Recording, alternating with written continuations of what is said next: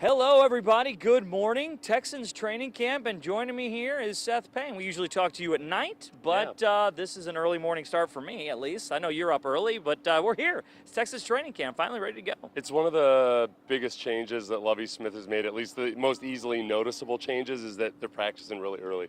And I think if Lovie Smith follows what I've heard of him in his past, and he's in that Tony Dungy coaching tree, they like to get in, practice real hard, don't take a bunch of wasted time being out here forever, and then get back in and get your rest.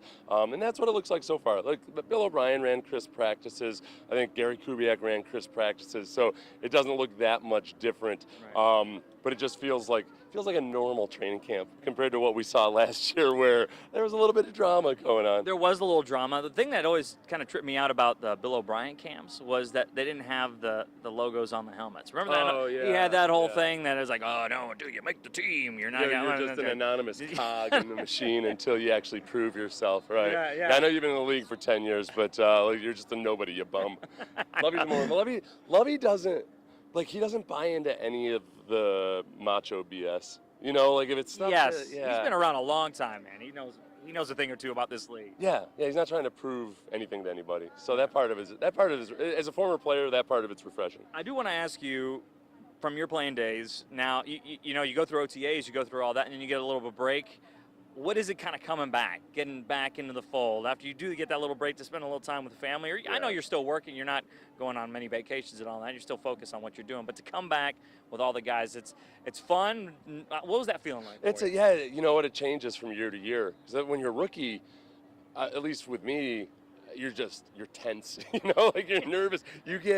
You get winded just because you're so tense and hyped up, and you're a little bit nervous. You're not so sure of yourself. I can remember my rookie year, kind of looking around at all the other rookies the first day we had pads on, and everybody kind of had that same look in their eyes. Where the veterans, you're kind of like, all right, here we go. It was another practice. I'm not gonna win or lose my job out here in this practice. So it's different for everybody. This team, kind of like last year, has a lot of guys who are on 1- and 2-year contracts. So you do see. I feel like you can sense that. I could sense it last year. When you got that many guys that know that, hey, I'm on a 1-year deal, this might be it for me, there's a little bit of extra crispness and focus, and that's what it looks like with these guys. Nick Caserio met with the media before training camp, and God bless Nick. He's building a team here, but he's a wordsmith. Yeah. He says so many things but doesn't say them at all, right? Yeah. But he was asked about Davis Mills, and we'll start there, right? because this is now his team. Mm-hmm. And the drama we talked about last year, not here. Davis Mills, the leadership you can tell from the guys talking in OTAs, they see it a little bit. What do you expect out of Davis, out of camp and moving forward? I think the first thing I notice out here compared to last year is, and this is going to sound like it's no big deal, but it's actually a big deal. Through the first half of practice, I haven't seen anything that would make me feel like, uh-oh. There's no part of me where there are no uh-ohs. Yeah. I mean, he's been pretty crisp today. The incompletions have been run-of-the-mill incompletions. He looks like he has command. He never looked like a guy who was flustered mentally. He never looked like, even when he threw a bunch of picks in any given practice, he never looked like it was too much for him. But I think this year you can tell there's a casual competence to him. And now, obviously, we got to watch and see him in preseason games, combined practices, all that stuff. But a marked difference, I think, just in how much they expect from him right now. I think those are all the steps that we got. What was it? Casual confidence? Is that what you said? Casual competence. Casual competence. Or We all strive confidence for that at some point in our careers. Casual confidence. It's what, you know what it is? It really, whether it's in football or anything else, it's like when all of a sudden you get good enough that you can have fun doing it. Yeah. But like driving. I'm teaching my kid how to drive right now, and that's terrifying. Yeah, they're about 6 months away from actually enjoying driving, because it's like looking around and everything. And that's what Davis Mills was doing last year. He was learning how to merge during rush hour on the freeway when you're just trying not to get killed and you're not going to be good at it. So hopefully this year he can actually, merge easily, check his blind spot, all that stuff. And I think too, is there something to be said the fact that there is no drama. He's got some veterans in the room with him. A.J. McCarron's been around the league for a long time. But, there's got to be something to be said about, hey, this is my team. I don't have to worry about anything else that's going on. These guys try not to read a lot of stuff, but it's there. Yeah. People know what's going on. Deshaun was on the sidelines, but this is now 10's team. Well, that's what I remember Whitney Merciless saying, or at least he agreed with me when I said it feels like it's kind of like a dysfunctional family where you're not talking about, maybe the sibling that's the sibling that's different than everybody else. You don't talk about it at dinner, but it's an issue. And your dad's vein is bulging out of his.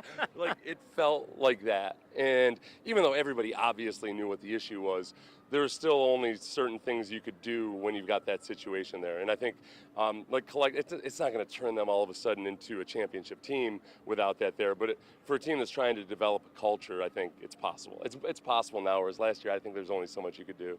The other question I get all the time is, what about the rookies, right? I mean, especially with a young team like this that's building, these rookie classes take so much more significance. For me, I always point to now number 5. It's Jalen Petrie. He wore 42 during OTAs, and he was one of the players that Lovie Smith first talked to out on the field. He just gets it. It seems like he's really into it. He knows what's going on, and he just kind of fits right in, I think, with what Lovie wants to do here. Yeah, if we're talking about casual competence, that's what he looks like already. And he's a rookie. He's out there. My first impression just from watching the first team drill was, okay, he knows exactly where he fits. He's telling other players, some of the veteran players, kind of giving little reminders before he runs out to his spot. He had to swap responsibilities with one player because of the call in the formation.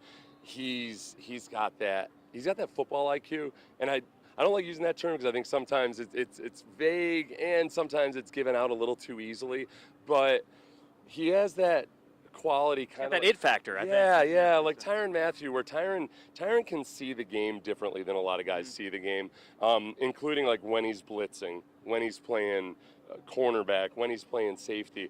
And Petrie looks like that. I can see him in person a little bit. You can kind of tell. Yeah, because you could tell the confidence when guys practice, and that's always going to translate over. And from day one, from rookie camp, he's always had that confidence, and that's nice to see. That's the type of productivity that you want, especially on a team like that. Yeah, and it's nice when it's an actual, like it's a deserved confidence versus just being cocky. That's right. No, that's exactly right. Like lots of rookies are loud and cocky, and you're like, you have no right to be cocky. What are you doing? I think he has that confidence because he understands, and he's just playing football. He's a more advanced driver than a rookie quarterback is. Like he can get in and he can drive a stick shift already. So without getting overly stressed about it. All right. So we saw Derek Stingley Jr. He was returning kicks. He looks like he's moving around really well. And what other area of this team, on Sports Extra, you talked about the defensive line as an area that you're going to kind of focus on. I know you played that position, but for this particular team, since there's some uncertainties on the back end, getting pressure is going to be huge. Yeah, and, I think the guys to watch, one is Jerry Hughes, because he comes in from Buffalo. He played with Buffalo forever. Very productive pass rusher who, as he's gotten older, he's not getting as many sacks, but he still gets a lot of pressure on the quarterback. I'd love to see him have a positive kind of tutorial benefit to Jonathan Grenard. Inside, I think Roy Lopez is going to continue to improve. And I think Malik Collins, too. There's that chicken or the egg dynamic where, okay, the defensive backs don't look good because the front's not getting a pass rush. But the fronts don't look good because before they get to the quarterback, there's an open receiver.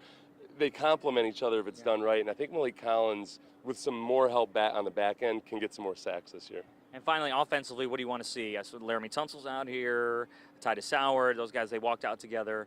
What do you want to see from those guys? Damian Pierce. I do too. I like him. I fall for this a lot with running backs when they're rookies because, running backs just by nature of their type of athleticism look awesome in no pads. Like, they're so explosive and they're just darting through holes where nobody's allowed to tackle them. Right.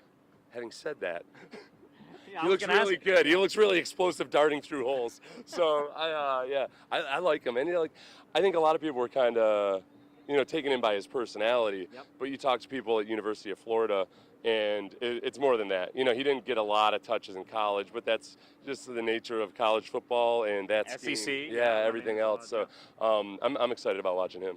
Awesome. Seth, hey, it's the first day. We're always talking Texans football. Appreciate you joining me. Thanks for joining us here on the stream. We'll have more coverage today at noon, 4, 5, 6, 10. I think we're going to be here all month and on Sunday nights. Yeah, get hydrated, man. Yeah, no doubt. Yeah. See you guys.